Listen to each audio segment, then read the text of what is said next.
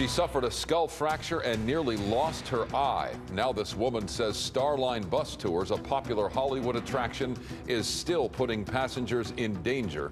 Good evening, I'm Micah Ullman. And I'm Cher Calvin. Last year, a woman sued Starline Tours after she was struck in the face by a tree branch while riding up top on a double-decker bus. Now she says the company is still putting passengers in danger, and she's telling her terrifying story only to KTLA. Casey Montoya live in Hollywood with the exclusive tonight. Casey. Well, she says what was supposed to be a fun night turned into a nightmare, and tells me the driver didn't give anyone a safety briefing or warn them about the dangers of being on the top level. And she says when she got hurt, the driver's reaction was shocking. It's a little bit scary when you actually look at the fact that my eyes are looking in different directions. 36-year-old Lauren Guerra says a Starline bus ride changed her life. More than $300,000 in medical bills later, she says the company still hasn't taken responsibility. They don't care about my life at all. They don't care that my face got broken. Lauren was on a Halloween party bus ride 2 years ago with friends when she was severely injured on Venice Boulevard near Hauser. She says she stood up to go to the lower level of the bus when she was hit. I just got smacked across the face by a tree branch. This is the double-decker bus they chartered from Starline. The photo shows how many people were standing up, dancing on the top level all night. It's deadly. It's literally deadly for you to be up there. They don't tell you. They don't ask you to sign anything. There's no awareness. You have no concept of what danger you're being put in when you're on the bus.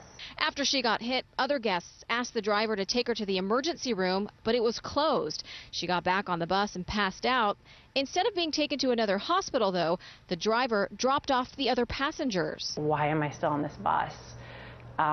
So I demanded that they take me back to where my car was parked, and they just left me in the parking lot pretty much. The accident caused a fractured orbital bone around her eye, permanent double vision, and her eyes are no longer symmetrical. She says her injuries are bad, but the worst part is that Starline didn't change their safety procedures after the accident, and 9 months later, 16-year-old Mason Zizette was killed on the same bus when he was hit in the head with a freeway sign on an overpass. To know that if somehow this bus had listened or taken what happened to me seriously, or if I had made a bigger stance or a bit, that I could have prevented his death from happening. Lauren's attorney says Starline's safety manager admitted there was an accident in 2009 when a woman on top of the bus was hit with a tree branch.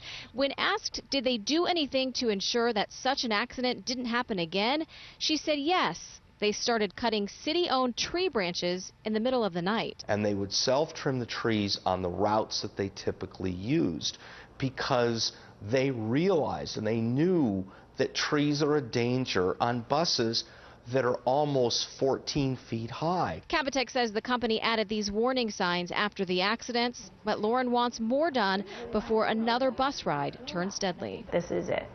I'm going to have double vision for the rest of my life. Now, Lauren's attorneys have since learned that the company trims those trees along routes where they have their stargazing tours, those sightseeing tours you see often in Hollywood. But when a bus is chartered like it was the night of Lauren's accident and Mason's accident, they don't inspect the route ahead of time. Now, this case goes to trial this Thursday, and I did attempt to reach out to Starline corporate offices, but my calls haven't been returned. Back to you. Casey, thank you. He was stuck in